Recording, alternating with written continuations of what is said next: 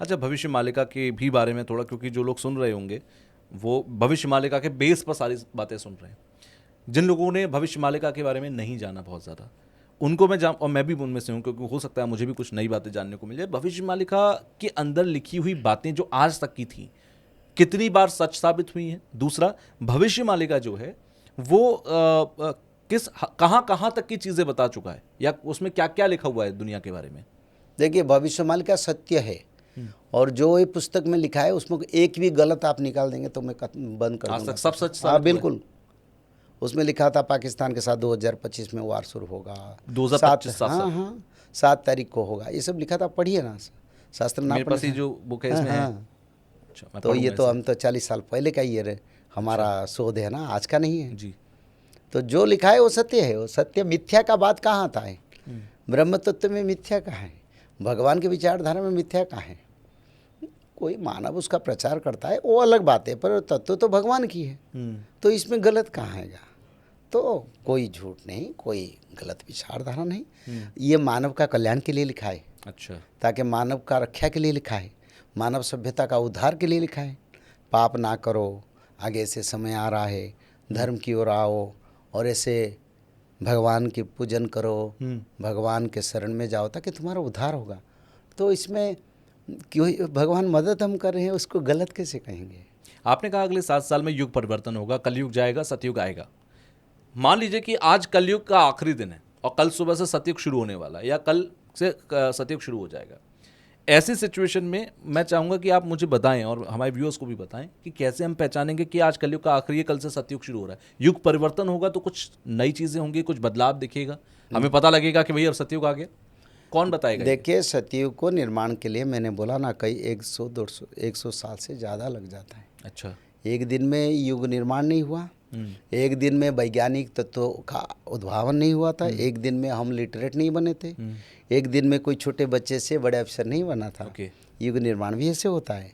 तो इसलिए कई समय तक ये लोग आएगा, 2032 से उसका सिम्टम दिखाई देगा और लोग समझ लेंगे। और उसी समय जनसंख्या का भी 2032 से आगे 2 साल, इधर 2 साल हो सकता है, मैं नहीं उसको प्रॉपर प्रेडिक्शन नहीं बता पाऊंगा, क्योंकि भगवान का अधीन है। पर 2032 से 34 के बीच में बिल्कुल लोग देखेंगे सत्ययुग का आगमन हो चुका है। और ये हमें कौन बताएगा कि भाई आज से अब जो है सतयुग आ चुका है, अब हम जैसे अभी हम कहते हैं हम कलयुग में रह रहे हैं, हम कलयुग चल रहा है अभी, हम कब, हमें कैसे पता लगेगा कि हम कहें कि अब सतयुग चल रहा है? कलयुग से जा रहे हैं, कलयुग नहीं रहे हैं, कलयुग जा रहा है। क्यों? देखिए, कली का स्ट्रक्चर तोड़ रहा है। जो हर देश के बीच में वार लग रहा है, सारा विश्व में जलवायु परिवर्तन हो रहा है, लोग सांप्रदायिक शक्ति का उभराव शक्ति आके लोगों को परेशानी कर रहे हैं। तो ये युग को बढ़ाने के लिए या तोड़ने के लिए हो रहा है, लोगों को तो समझना चाहिए। ये युग तोड़ रहा है, यानी युग का परिवर्तन का समय का सिम्टम ये दिखाई देता है। तो ये जैसे समय कहा गया अच्छा कि भाई नहीं। 8 चिरंजीवी हैं, 8 लोग अमर हैं, जिसमें 7 हनुमान, चिरंजीवी। माफी चाहूंगा, 7 चिरंजीवी जिसमें हनुमान जी भी एक हैं। और भगवान कल्कि का ये इंतजार कर रहे हैं, जो कलयुग के आखिर में आएंगे, अवतार लेंगे और कलयुग का अंत होगा। नहीं, वो अभी जीवित है, हनुमान जी जीवित है। हाँ नहीं, 7 चिरंजीवी हैं। कल की भगवान आएंगे और कल की भगवान आने के बाद वहां पर वो कलयुग का अंत करेंगे। कल की 7 चिरंजीवी भविष्य मालिका में भगवान परशुराम हनुमान जी के बारे में, अश्वत्थामा के बारे में, कृपाचार्य जी के बारे में, विभीषण के बारे में, और बलि जी के बारे में लिखा नहीं, पर इतना मैंने पढ़ा हूँ। और भविष्य पुराण में 7 चिरंजीवी का नाम उल्लेख किया गया, जो भगवान कल्कि का पार्षद बन के, यानी पार्श्व में रहेंगे। अगर कल्कि भगवान का कोई समस्या होगा, वो 7 अवतरित हो गए, इमीडिएट उसका सट आउट कर लेंगे। अच्छा। वो कल्कि के साथ काम करेंगे, बल्कि कल्कि सब करेंगे, वो कुछ नहीं करेंगे, पर वो प्रभु जी के प्रोटेक्शन के लिए रहेंगे, ये लिखा है। और कैसे पता लगेगा कि भाई भगवान कल्कि का अवतार हो गया है? जैसे भक्ति, जिसका पास भक्ति है वो जानेगा, जिसका पास भक्ति नहीं, जो पाखंड है, वो कैसे जानेगा? भगवान को पहचान किसने किया? सबरी कोई पाठ पढ़ा था, कोई एजुकेशन था, कोई कथाकार, कोई विचारधारा, कोई शास्त्रज्ञ था, पर उनको प्रभु जी ने दर्शन दिया और प्रभु जी के ऊपर उनका विश्वास था। जैसे ध्रुव, प्रहलाद, उन्होंने कोई एजुकेशन नहीं किया था, छोटे छोटे उम्र 7 साल 9 साल में उन्होंने भगवत प्राप्ति कर ली। जी। तो ये भक्ति का मार्ग में भगवान को पहचानेगी। अच्युतानंद ने इसको लिखे हैं अनुभवे ज्ञान प्रकाश हुई, अनुभव कर मूढ़, भविष्य विचार तेणिकी कहिबी, ज्ञाने नाही थळकुळ। अनुभवे ज्ञान प्रकाश होई। कोई भक्त है, अनुभव शक्ति में भगवान कल्कि का उपस्थिति अनुभव कर सकता है, और भविष्य विचार शास्त्र को पढ़ के भगवान को प्राप्त करना इतना संभव नहीं। इसलिए अनुभव भक्ति में भक्त लोग भगवान को पहचानेंगे। जितना मैंने जाना या जितने में कल्कि भगवान पर के इतना मंदिर- मैं कह दूं, जो आत्म प्रकाश कल्कि सब दिखाई दे रहे हैं वो कोई कल्कि नहीं है। जितने लोग ये दावा कर रहे हैं सोशल मैं मीडिया किसी को नहीं बोलता हूँ, जितने आत्म प्रकाश तत्व कहता हूँ मैं, मनुष्य नहीं कहता। पर जी, आत्म प्रकाश करते हैं कल्कि के बारे में, वो कल्कि नहीं है। लेकिन क्या भगवान कल्कि ने अवतार ले लिया है, जन्म ले लिया है? जोगी माने हैं जोग अंत न पाइबे, आओ के हूँ सम रथा, जार लागी खेल तार लागी काल, से बेल को काल कथा। जोगिंद्र मुनिंद्र ऋषिंद्र भगवान कल्कि का पहचान नहीं कर पाएंगे तो मनुष्य कैसे जानेगा। ये लिखा है मैंने, उड़िया का पंक्ति थी वो, अच्छा, उसको गाया आपके सामने। जोगिंद्र मुनिंद्र ऋषिंद्र प्रभु कल्कि को नहीं पहचाने तो मनुष्य कैसे पहचानेगा। अच्छा, कलयुग जैसे मैंने मंदिरों में देखा भगवान कल्कि का रूप कि घोड़े पे सवार हैं, मैंने भी तलवार अभी उनके गाया हाथ था। में है, हाँ। ठीक है, और उनका रूप वैसा है। आज का ज़माना बदल गया, अब तो लेज़र गन आ रही हैं, अब तो रिमोट सिस्टम्स हैं, एआई है। इस दौर में लोग ये पूछते हैं या लोग सवाल करते हैं कि भगवान कल्कि आएंगे घोड़े पे सवार होकर, यहाँ तो ड्रोन का ज़माना है, अब घोड़े पे सवार होकर तलवार हाथ में लेने का वो दौर नहीं है। तो लोग ये कहते हैं कि कल्पनाएं हैं, जिस दौर में ये कल्पना की गई उस दौर में वही था, इसलिए वैसा ही सोच लिया गया। क्या ये रूप ऐसा ही होगा या एक कल्पना थी कि भगवान कल्कि घोड़े पे सवार होंगे कि तलवार उनके हाथ में? देखिए, शास्त्र कल्पना की आधारित तत्वों के ऊपर कभी नहीं है। अच्छा। शास्त्र सच्चाई है, कसौटी में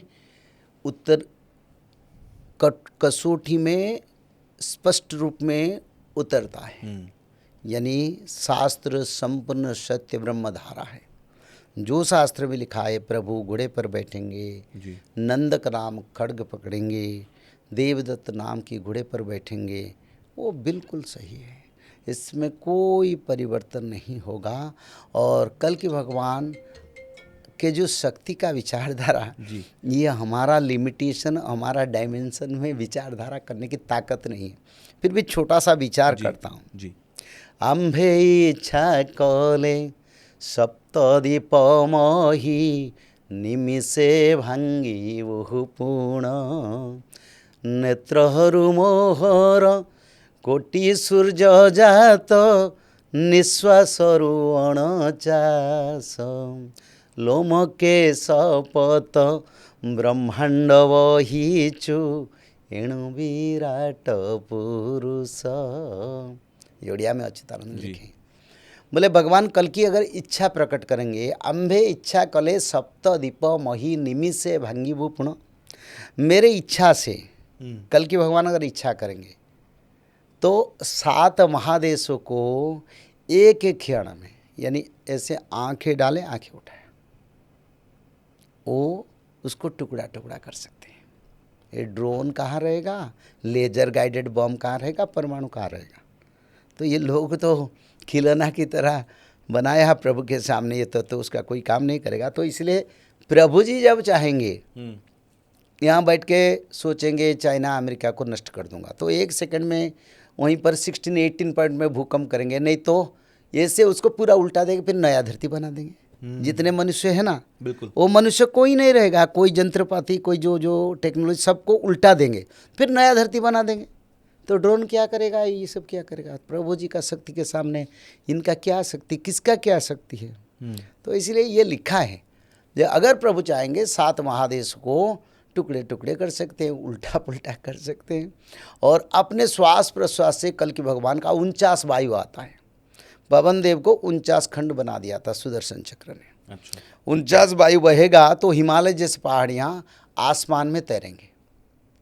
तो कोई साइंस का पास वो तत्व है जो हिमालय को आसमान में तैरा पाएगा? तो प्रभु कर पाएंगे। प्रभु कर पाएंगे। और क्या है ना, भगवान कल्कि के आंखों से कोटि सूर्य का तेज है। एक सूर्यदेव के पास ये वैज्ञानिक तो लोग आज तक नहीं जा पाए।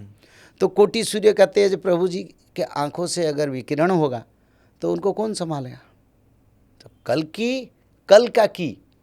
कल यानी मशीनरी का वो मालिक है, धरती का मालिक है, ब्रह्मांड का मालिक, 14 ब्रह्मांड का मालिक, उनका इच्छा जितने ग्रह नक्षत्र सूर्य चंद्र ब्रह्मा शंकर भगवान सबके मालिक आ रहे हैं। बिल्कुल। तो उनके सामने ये क्या टिकेंगे? ऐसे एक पुकार से वो किसी को क्या कर देंगे पता नहीं, बस इच्छा करने से कल की संहार करेंगे। पर घोड़े पर बैठ के वो आएंगे, भक्तों को दर्शन देंगे, भक्त पूजा करेंगे, ये सब चलेगा। देखिए, जब हम अवतारों की बात करते हैं ना, जैसे हम पढ़ते हैं कि भाई सतयुग में हिरण्याक्ष और हिरण्यकश्यप नाम के 2 राक्षस थे, उनको मारने के लिए भगवान आए। फिर आया त्रेता युग में रावण को मारने के लिए भगवान राम आए। फिर आया द्वापर युग जिसमें भगवान कृष्ण आए बहुत सारे राक्षसों का उद्धार करने और कंस को मारने के क लिए। अक्षर का आया, र अक्षर में रावण, र अक्षर में अब राम। मैं ये पूछना चाह रहा हूँ कि ये कलयुग में, क्योंकि वहां तो राक्षस थे, दिख रहे थे, शरीर में तत्व में थे, इसलिए भगवान ने अवतार लिया शरीर तत्व में, उसे मारने आए। यहाँ भी क्या कुछ ऐसा ही होगा कि कलयुग नाम का या कली नाम का एक राक्षस नहीं, होगा? ये सब गलत विचारधारा। अच्छा। ये जानते नहीं लोग, बोलते हैं। देखो ये भविष्यवाणी का जब हिंदी में प्रकाश हो गया, अंग्रेजी में, रीजनल भाषा में, क्योंकि ये करीब 30 भाषा में मैंने अनुवाद उसको करवाया, यानी American, European, German, France, Japan सभी भाषा में उसका अनुवाद है। वर्ल्ड वाइड पुस्तक जा चुकी है। तो उसको पढ़ के लोग इधर उधर बोलते हैं कली कोई असुर एक के सामने नहीं आएगा। कली एक तत्व है, जैसे सत्ययुग एक धर्म तत्व, सभी इसको समझिए। और जो लोग बोलते हैं उनको भी समझना चाहिए। बिल्कुल। क्योंकि सवाल वही है, भविष्यवाणी का हमसे उत्पत्ति हुआ जी, क्योंकि ये ग्रंथ को हमने ही प्रकाश किया। उन्होंने प्रभु जी का कृपा हुआ तब तो हम लिख पाए। बिल्कुल। इसकी तत्व हमको अच्छी तरह से जानकारी। सत्ययुग में हजार ऋषि मुनि लोग ब्रह्म तत्व करते हैं, तपस्या करते हैं, उसको सत्ययुग कहा गया क्योंकि सत्य सूच दया दान को पालन किया मनुष्य लोगों ने, तब सत्ययुग बना। तब ये कलियुग में लोगों ने पाप पंच तत्व को, 5 पंच तत्व जैसे सट्टाबाजी, जीव मारण, मिथ्या वचन, काम कामिनी जी और सोना, ऐसे पंच तत्व मनुष्य का मन निवस हुआ, वो लोग कली का पारिषद बन गए। कली कोई नहीं आएगा, गुण से लक्षण से कलियुग का प्रकाश है, तो इससे कोई नहीं आएगा। ये जो कर्म को जो मानते हैं जो लोग, ये कर्म कली का जो 5 जगह पर स्थान है, जो मनुष्य इस कर्म करते वही लोगों का विनाश होगा। कोई कली असुर नहीं आएगा। भी लोगों के अंदर ये जो आपने चीजें बताई, ये चीजें हैं, उनका विनाश करने के लिए भगवान कल की अवतार लेंगे, और जब उन लोगों का विनाश हो जाएगा तो अच्छे लोग रह जाएंगे और वहां से सतयुग की शुरुआत होगी ना। कुछ लोग भी बदल जाएंगे। अच्छा। जो दोगला है, हाँ, 2 साइड में पैर रखें, कुछ अधर्म करते हैं, कुछ दिन भी धर्म करते हैं जी। बोले आज मछली मांस नहीं खाएंगे, मांस नहीं खाएंगे, काल खाएंगे। ये जो लोग करते हैं वो डरे मरे बदल जाएंगे। उसको भी थोड़ा समय मिल जाएगा। अगर आपको एक क्लिप पसंद आई है तो आप इसका पूरा पॉडकास्ट जरूर देखिएगा। उसका लिंक आपको डिस्क्रिप्शन बॉक्स में मिल जाएगा और वहां जाकर आप उस लिंक पर क्लिक करके फुल पॉडकास्ट को देखिए, एंजॉय कीजिए। कमेंट बॉक्स में मुझे जरूर बताइएगा कि आपको जो कुछ पॉडकास्ट में बताया गया वो कितना सटीक, कितना बेहतर, कितना नॉलेजेबल लगा, आपकी लाइफ में कितना वैल्यू एडिशन इसका हुआ। तो पूरा पॉडकास्ट देखकर फीडबैक देना बिल्कुल मत भूलिएगा।